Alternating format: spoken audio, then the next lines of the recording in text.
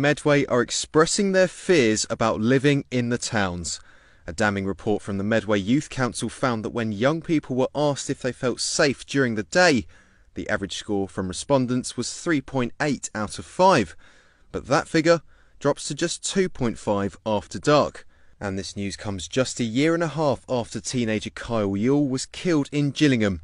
He was one of 768 people to have died at the hands of murder or manslaughter. And it was those kind of statistics that may be putting young people off venturing at night. Really comes down to every one of us taking ownership of our local community and starting to engage with young people, talk to them again, start to consider the fact that they may actually need to talk, or they may need somewhere to go, they may need access to other support and services, people they can trust. If they can't talk to their family, talk to someone else, and that means reinstating services, really, youth services especially.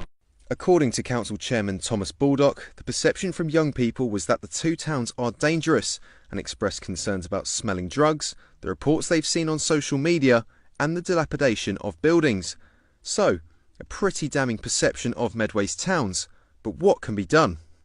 It's a sad reflection of how young people feel across the Medway towns, and I think all of us in positions of power need to reflect back. Chatham, as with Gillingham, being urban areas, do have some specific challenges, and absolutely when you're seeing cuts in policing, when you've got CCTV not working, those things can have an absolute impact on people's confidence when they come to places like Gillingham and Chatham.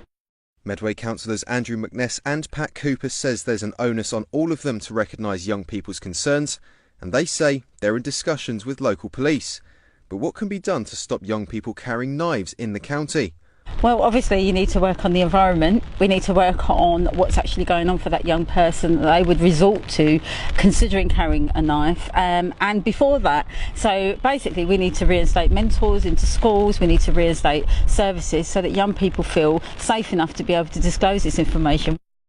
The report showed 51% of respondents between the ages of 11 and 18 had seen a knife or sharp instrument at school, college or university.